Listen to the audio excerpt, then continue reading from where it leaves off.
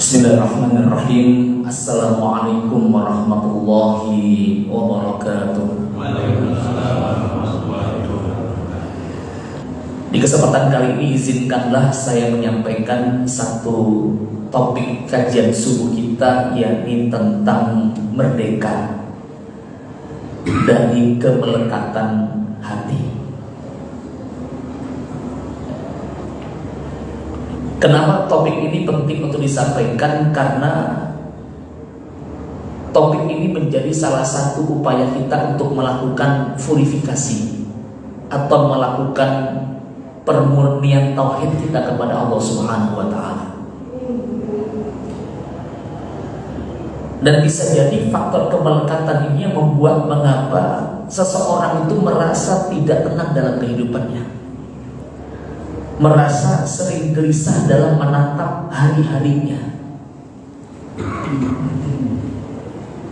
Dan ketika kita ingin menginginkan kehidupan kita itu mendapatkan kebahagiaan yang sejati, memperoleh as-sa'adah, maka salah satu di antara jalan spiritualitas yang mesti kita lalui adalah kita mesti melepas diri daripada kemelekatan hati.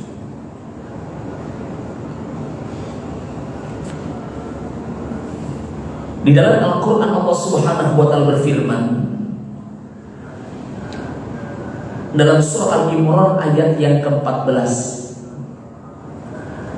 Allah katakan, a'udzubillahi minasyaitonir rajim, zuyyina lin-nasi hubbus syahawati minan nisa wal banina wal qanatiril muqantarati minadh dhahabi wal fiddah wal khairi wal musawwamati wal an'ami wal harf, dzalika mata'ul hayatid dunya wallahu 'indahu husnul ma'ab. Dijadikan indah pada pandangan manusia kecintaannya kepada apa-apa yang dia inginkan, minan nisa, yaitu wanita-wanita, wal badina, anak-anak, harta yang banyak dari jenis emas, perak, kuda pilihan, binatang-binatang ternak dan sawah ladang. Dzalika mata'ul hayatid dunya, itulah kesenangan hidup di dunia.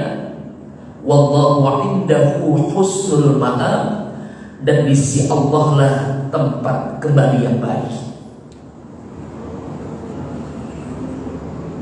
Ini menjadi salah satu faktor kenapa muncul yang disebut dengan kemelekatan.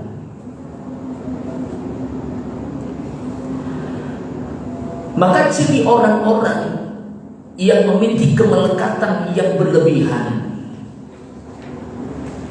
yang terjadi adalah dalam kehidupannya dia mengalami kebingungan yang tidak putus-putusnya,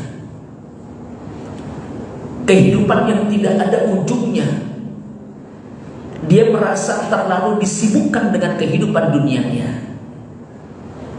Dia merasa bahwa kebutuhannya tidak pernah terpenuhi, selalu saja merasa kurang, dan memiliki khayalan yang tidak pernah berujung.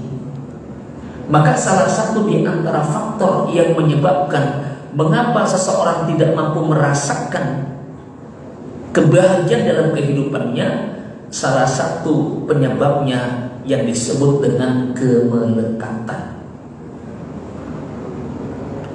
Jadi kemelekatan itu artinya merasa memiliki secara berlebihan, sehingga dalam kehidupan ini kita merasa terlalu khawatir, merasa sakit ketika kehilangan. Ini yang disebut dengan kemelekatan. Buya Hamka dalam tafsirnya menjelaskan bahwa surah Al-Imran ini menyoal 3 kata. Yang pertama yakni zuyyina, yang artinya diperhiaskan, dijadikan indah pandangan. Kemudian yang kedua yakni hub, cinta atau kesukaan. Dan yang ketiga adalah syahwat, yaitu keinginan-keinginan yang menimbulkan selera, yang membuat nafsu ingin memilikinya, nafsu ingin mempunyainya. Jadi ketika seseorang itu merasa terlalu melekat, merasa memiliki secara berlebihan terhadap apa-apa yang menjadi karunia Allah Subhanahu wa Ta'ala, ini justru yang akhirnya membuat manusia merasa hampa dalam kehidupannya. Lalu bagaimana cara kemudian melepas kemelekatan? Caranya ada dua. Yang pertama, tingkatkan kemelekatan kita kepada Allah Subhanahu wa Ta'ala. Karena ciri orang beriman sejatinya itu memiliki perasaan hub, perasaan cinta kepada Allah Subhanahu wa Ta'ala, kemelekatan yang luar biasa kepada Allah Subhanahu wa Ta'ala. Walladzina amanu asyaddu hubban lillah. Dan orang-orang yang beriman itu memiliki perasaan hub, perasaan amat cinta kepada Allah Subhanahu wa Ta'ala. Kemudian yang kedua, cara melepas kemelekatan itu yakni turunkan kemelekatan kita kepada selain Allah Subhanahu wa Ta'ala. Maka menurunkan atau bahkan sampai pada level melepas kemelekatan kita kepada selain Allah Subhanahu wa Ta'ala ini merupakan salah satu langkah untuk melakukan pemurnian tauhid kita kepada Allah Subhanahu wa Ta'ala. Lalu pertanyaannya, bagaimana cara menurunkan kemelekatan kita kepada selain Allah Subhanahu wa Ta'ala? Caranya adalah sadari bahwa segalanya ini hanyalah titipan. Harta kita hanyalah titipan. Rumah kita hanyalah titipan. Ilmu kita hanyalah titipan. Keluarga kita, pasangan hidup kita hanyalah titipan. Aset-aset kehidupan kita di dunia yang kita anggap selama ini adalah miliknya kita, punyanya kita, maka sejatinya hanyalah titipan. Kadang-kadang begini Pak Buya, kita merasa bahwa apa yang selama ini melekat dalam diri kita, yang selama ini ada dan membersamai kita, kita anggap itu merupakan punyanya kita. Kita merasa itu merupakan miliknya kita. Kalau kita merasa, ini kan urusan rasanya, urusan hati. Kalau kita merasa ini adalah miliknya kita, maka kita merasa bahwa itu adalah sesuatu yang penting, atau sesuatu yang teramat penting. Sehingga boleh jadi seseorang yang dia merasa itu penting atau merasa itu sangat penting, kemudian akhirnya dia rela didominasi oleh sesuatu yang dianggap penting tadi, sehingga dia melakukan segala sesuatunya tanpa menilai haram atau haram halalnya untuk mendapatkan apa yang dirasa penting tadi. Ini soal rasa. Contoh begini Pak, saya tanya Pak, anak kita sama anak tetangga kita sama tidak Pak? Kita rasa kayaknya beda. Ini soal rasa. Anak kita sama anak teman kita sama tidak Pak? Ya beda lah. Tapi kalau kita coba renung-renung lebih dalam, sama Pak. Anak kita dengan anak teman kita, dengan anak tetangga sama Pak. Sama apa? Sama-sama titipan. Boleh nggak Pak gebukin anak tetangga? Nggak boleh. Gebukin anak sendiri boleh nggak? Ya nggak boleh juga. Kenapa? Karena sejatinya anak ini bukan milik kita, tapi miliknya Allah yang dititipkan kepada kita. Yang dititipkan kepada kita. Ini soal rasa.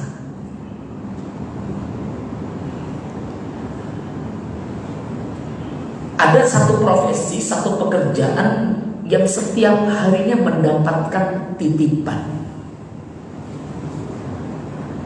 yakni tukang parkir. Betul Pak ya? Tukang parkir sehari-hari pekerjaannya dia mendapatkan titipan. Rupanya ada seorang tukang parkir, nih tukang parkir barangkali baru 1-2 hari kerja lah.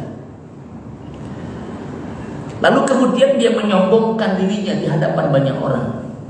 Bro, lihat nih bro, ini nih motor nih, ini motor nih yang berjejer nih, itu punya saya.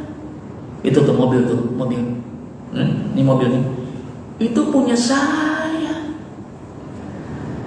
Nah pertanyaannya, kalau ada orang parkir, tukang parkir, lalu dia mengaku-ngaku merasa memiliki apa yang sejatinya bukan miliknya dia, hanya sebatas titipan saja, maka pertanyaannya kira-kira ini tukang parkir waras apa setengah Pak? Waras apa setengah?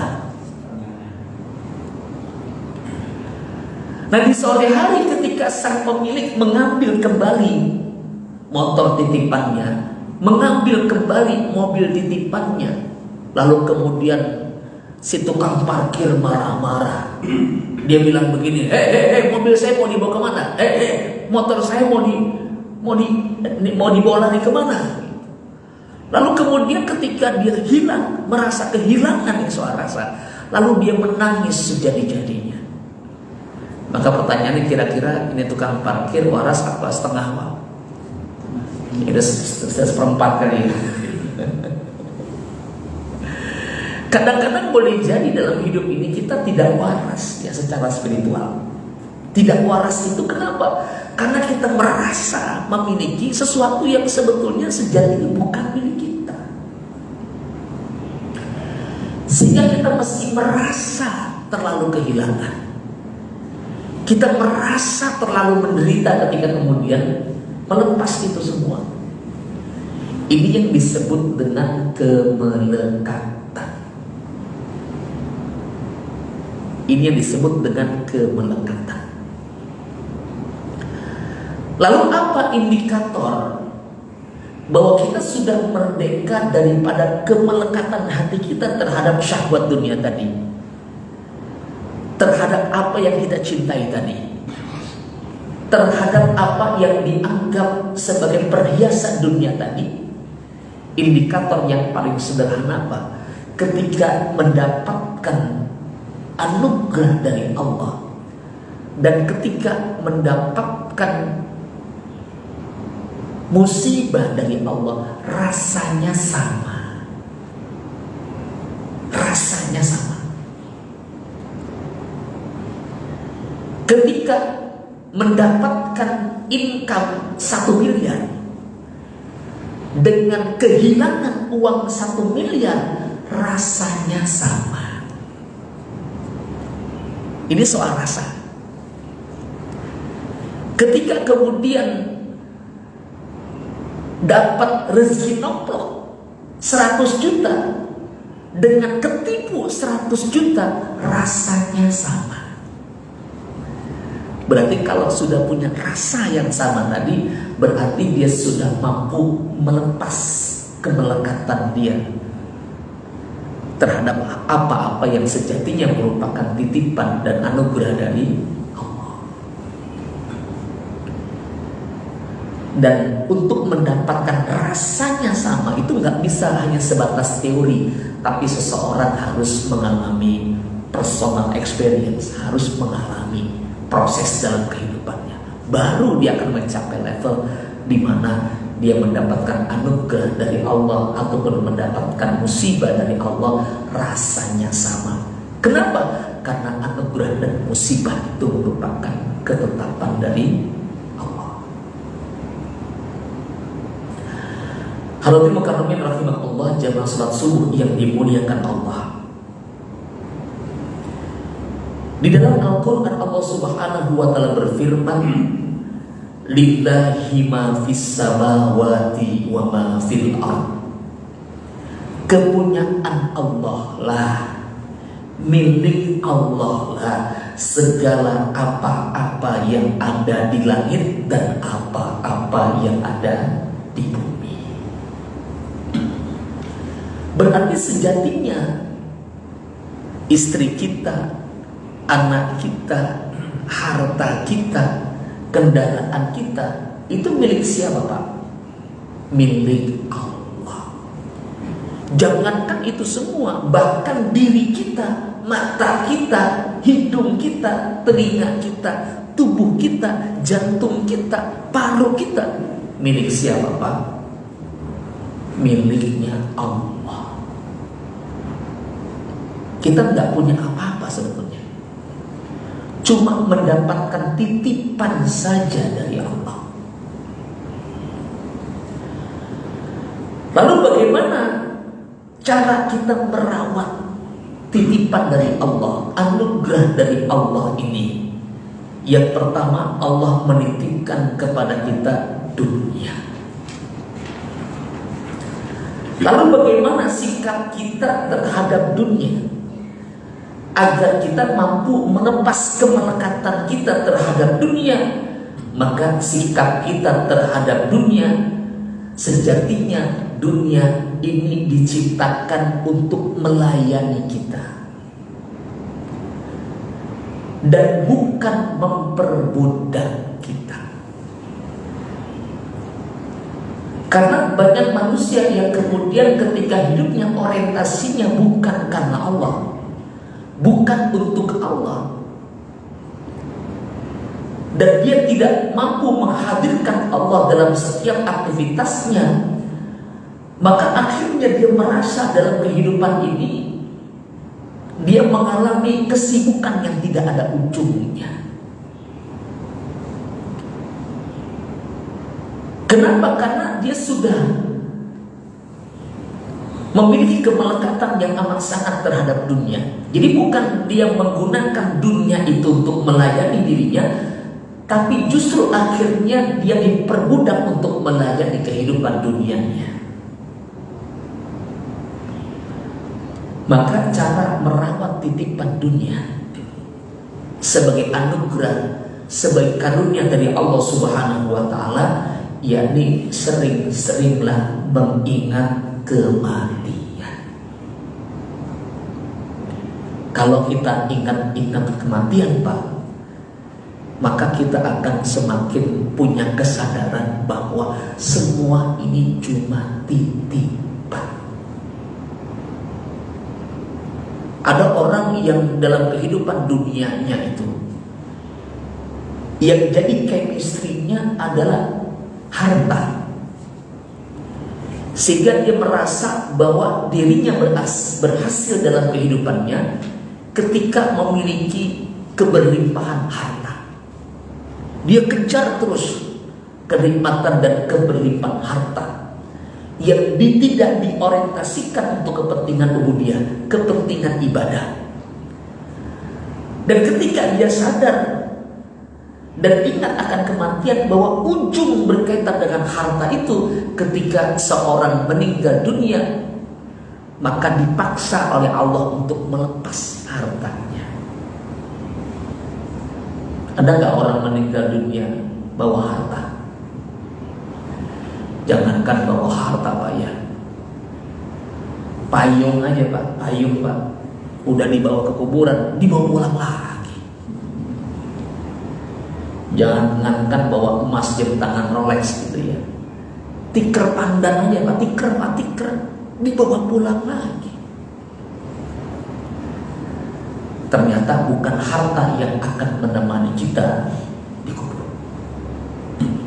Ada orang yang chemistry suksesnya sukses tahta, jabatan, otoritas, wewenang, kuasa, karir. Dia kejar karirnya, dia kejar titelnya, sampai profesor, doktor, fulan, MPD, BCG, DPT, polio gitu kan, disebut semua itu. Tapi tetap aja ketika meninggal dunia, Pak, di papan nisan itu udah paling keren tuh haji. Saya belum pernah menemukan di papan nisan ada profesor, doktor, nggak ada. MSc, MPD nggak ada. Artinya kematian itu akan memaksa seseorang itu untuk melepas kemelekatan dia terhadap tahta. Pun demikian, ada orang yang merasa chemistry suksesnya sukses cinta. Dia merasa dirinya sukses ketika mendapatkan keberlimpahan cinta, memiliki banyak pendukung, memiliki banyak pengikut, memiliki banyak jamaah, memiliki banyak anak, memiliki banyak istri. Bahwa dengan itu dia mendapatkan keberlimpahan sesuai dengan chemistry suksesnya. Tapi ketika dia berhadapan dengan peristiwa kematian, apakah ada istri yang mau menemani suaminya sehidup semati? Apakah ada suami yang mau menemani istrinya sehidup semati?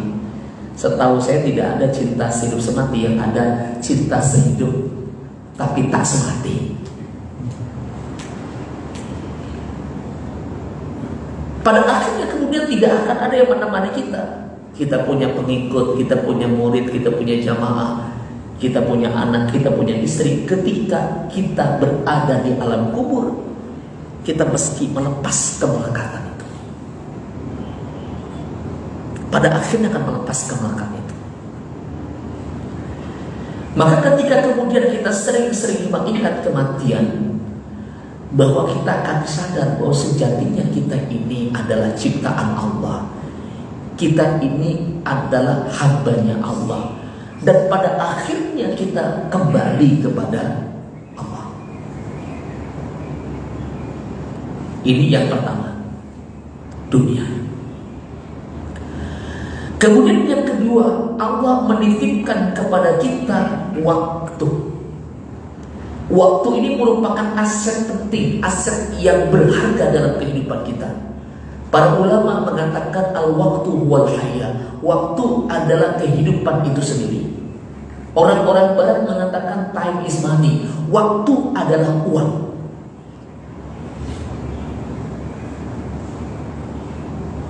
Waktu tidak bisa diulang. Waktu tidak bisa ditransfer. Waktu tidak dapat digantikan. Waktu tidak dapat disimpan. Ini menunjukkan betapa berharganya waktu. Lalu bagaimana sikap kita terhadap waktu?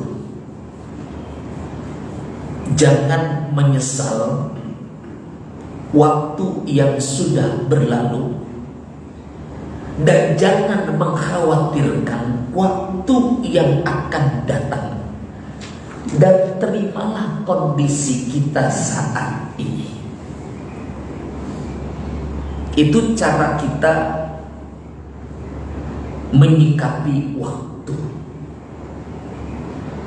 Karena banyak orang merasa hidupnya tidak bahagia, merasa hidupnya tidak tenang, itu karena terpapar dengan masa lalunya.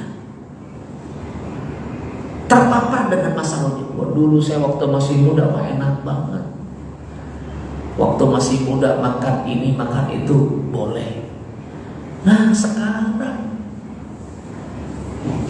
itu yang kadang-kadang membuat seseorang itu tidak bahagia dalam kehidupannya, karena merasa menyesal dengan peristiwa waktu yang sudah berlalu. Dulu mah saya enak, sekarang mah. Itu yang akhirnya membuat, yang akhirnya kita seharusnya bahagia dalam kehidupan kita, akhirnya tidak mendapatkan kebahagiaan, tidak mensyukuri terhadap kondisi yang Allah tetapkan saat ini. Kemudian yang kedua, jangan terlalu khawatir terhadap apa yang akan terjadi esok hari. Ini khawatir terjadi esok hari ini, kalau dalam istilah sekarang itu disebut overthinking. Overthinking. Sesuatu yang belum terjadi udah dipikirin. Sesuatu yang kemudian faktanya belum tampak, itu sudah dipikirin. Itu yang akhirnya membuat orang itu tidak tenang dalam kehidupannya.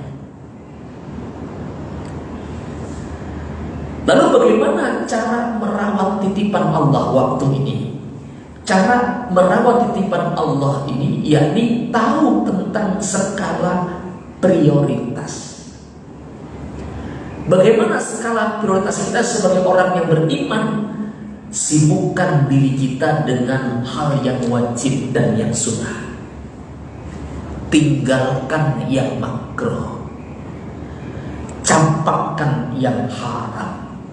Kalau kita punya kesadaran bahwa kita adalah seorang hamba, kita adalah makhluk spiritual, maka kita menyibukkan waktu-waktu kita yang memiliki dampak terhadap amal saleh kita. Yang wajib disibukkan, yang sunnah disibukkan, yang makruh ditinggalkan, yang mubah dikurangin, yang haram dicampakkan. Yang ketiga, Allah Subhanahu wa ta'ala menitipkan kepada kita harta. Lalu bagaimana sikap kita terhadap harta? Sikap kita terhadap harta agar kemudian harta ini tidak melekat dalam hati kita. Maka yakini bahwa rezeki kita tidak akan tertukar dengan orang lain. Rezeki kita tidak akan tertukar. Kenapa? Karena Allah lah yang membagi-bagikan rezeki kita. Jadi tidak perlu kita merasa iri, merasa dengki dengan pencapaian-pencapaian yang orang lain raih. Kan kadang-kadang begitu Pak ya. Ada tetangga renov rumah, tetangga lain pusing gitu, puyeng. Beli mobil baru, tetangga lain meriang gitu kan ya. Kenapa bang meriang? Itu tetangga saya beli mobil baru. Akhirnya karena kemudian kita tidak meyakini bahwa rezeki itu tidak akan tertukar karena Allah yang membagi-bagikan rezeki kita. Akhirnya kemudian seseorang itu dia tidak mampu mensyukuri kenikmatan harta yang sudah didapatkan. Bagaimana cara merawat titipan harta? Jadi harta itu cara merawatnya bukan disimpan. Cara merawat harta itu yakni didistribusikan. Jadi harta yang menyelamatkan itu bukanlah harta yang disimpan, tapi harta yang menyelamatkan itu adalah harta yang didistribusikan.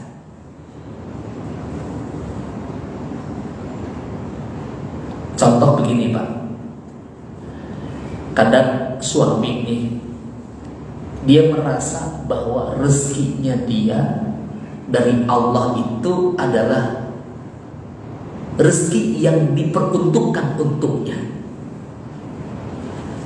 Padahal sejatinya sebetulnya rezeki yang didapatkan oleh suami boleh jadi itu ada akun rezekinya anaknya, ada akun rezeki istrinya yang numpang sama si suami, yang nempel sama si suami. Itulah mengapa tidak ada yang namanya jomblo kaya. Kalau mau kaya nikah dulu, baru kaya. Jomblo jangankan punya harta ya, sendok piring aja gak punya ya. Piring aja gak punya. Nikah baru kaya. Kenapa kok orang setelah nikah kemudian mendapatkan keberlimpahan harta? Karena boleh jadi ada akun rezeki istri itu yang nempel kepada suami. Maka ketika kemudian suami mendapatkan titipan harta dari Allah, maka dia wajib mendistribusikan kepada istrinya dalam bentuk nafkah dan juga mendistribusikan rezekinya kepada anak-anaknya.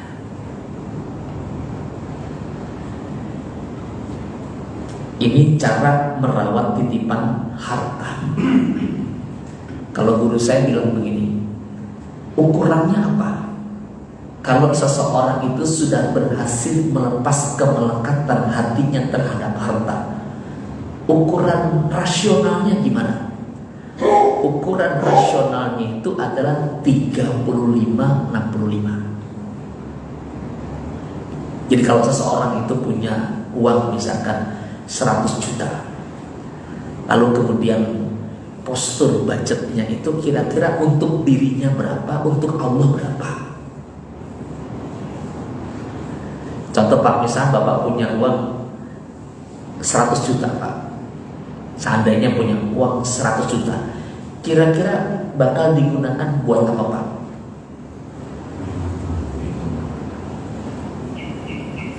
Dipakainya buat apa? Katakanlah misalkan habis pulang sholat subuh tiba-tiba kesamprut buntelan duit 1 juta, dapat rezeki dadak-dadakan. Nah kira-kira uang 100 juta Pak itu akan digunakan buat apa Pak? Disimpan dulu. Berapa yang disimpan? Semuanya disimpan. 100 juta.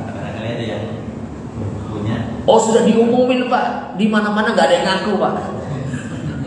Ini barang temuan Pak. Kira-kira digunakan buat apa uang 100 juta itu? Beli motor, berapa harganya? 25 juta. Beli cash crush 25 juta. Masih ada sisa 75 juta Pak. Mau dipakai buat apa Pak? Investasi berapa juta Pak? 50 juta. Oh, masih ada sisa 25 juta Pak. 20 juta mau dipakai buat apa lagi Pak? Modal usaha 25 juta. Jadi yang pertama tadi digunakan buat apa? Motor. Itu motor buat diri atau buat Allah? Buat diri ya. Terus 50 juta dipakai buat apa? Investasi. Itu buat diri atau buat Allah? Jadi termasuk ngumrohin istri, keluarga, itu buat diri. Karena benefitnya langsung buat diri. Dipakai buat apa? Usaha. Buat siapa? Diri atau buat Allah? Buat diri. Jadi 100% buat diri. Itu masih terlalu melekat Pak. Idealnya itu 35% itu untuk diri, 65% untuk Allah dan Rasulnya. Itu baru dianggap berhasil melepas kemelekatan harta. Kenapa kok diangkat 35%? Karena ada hak waris kan itu. Kalau wasiat itu maksimal 30%. Jadi nggak boleh dinolin banget. Itu bisa melepas kemelekatan. Tapi kalau saya ditanya gitu, kalau Pak Reza seandainya dapat uang 1 juta Pak ya, dadakan loh, Pak Reza mau pakai buat apa? Kalau saya seandainya pun susah Pak, 1 juta Pak, saya infakkan semua Pak, 100% ya Pak. Terus kalau habis gimana? Gampang, saya tinggal ngayal lagi aja. Kan baru seandainya. Ini kita baru seandainya aja nggak berani infak. Baru seandainya, gimana kalau beneran gitu ya? Terus kalau habis kan gampang, saya tinggal ngayal lagi. Kan seandainya punya 100 juta. Jadi hitungannya itu 35-65%. Jadi kalau kita pengen tahu bagaimana seseorang itu dalam hal menggunakan hartanya, tadi simulasinya begitu. Jadi kalau misal 30% itu untuk diri, keluarganya, dan 65% itu untuk Allah, untuk di luar keluarganya, berarti dia sudah berhasil melepas kemelekatan terhadap harta. Kemudian yang keempat, ilmu. Allah titipkan ilmu kepada kita. Lalu bagaimana sikap kita terhadap ilmu? Sikap kita terhadap ilmu yakni jangan menuhankan ilmu. Jangan sampai kita merasa saya ini bisa sukses, ini karena strategi saya gitu. Saya ini merasa hebat karena kecerdasan saya. Saya ini merasa sukses karena ini kerja keras saya nih. Saya bisa sukses seperti ini karena upaya terbaik saya nih, karena strategi terbaik saya nih. Berarti ketika seseorang itu merasa dia sukses itu karena ilmunya, karena strateginya, karena kepintarannya, karena kepandaiannya, berarti dia telah menuhankan ilmu. Seharusnya bagaimana? Seharusnya kita merasa bahwa kita ini bisa berhasil, kita ini bisa pandai, kita ini bisa sukses, itu karena Allah. Bisa nggak Pak kita berhasil kalau Allah nggak kasih kita otak? Enggak. Kita ini bisa berhasil karena kita sudah dikasih modalitasnya oleh Allah. Karena diberikan otak oleh Allah. Orang bisa bekerja, tangannya buntung, bisa nggak kerja? Bisa. Orang bisa sekolah kaki buntung, bisa nggak? Bisa. Tapi bisa nggak orang sekolah kepalanya buntung? Gak bisa. Berarti kita ini bisa sekolah itu karena Allah kasih otak. Berarti kita ini berhasil karena Allah. Karena Allah berikan modalitas kita. Coba kalau Allah nggak kasih modalitas otak kepada kita, bisa nggak berhasil? Lalu bagaimana cara merawat ilmu? Terus belajar dan mengajarkan ilmu. Jadi ilmu itu akan terawat itu manakala kita belajar dan kita mengajarkan ilmu kita. Yang kelima, Allah menitipkan kepada kita keluarga. Lalu bagaimana sikap kita terhadap keluarga? Jangan menyerahkan urusan pendidikan keluarga 100% kepada orang lain.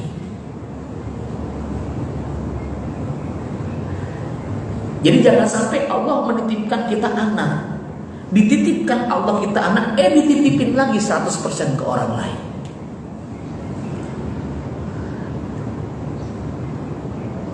Harusnya bagaimana? Ambil tanggung jawab itu.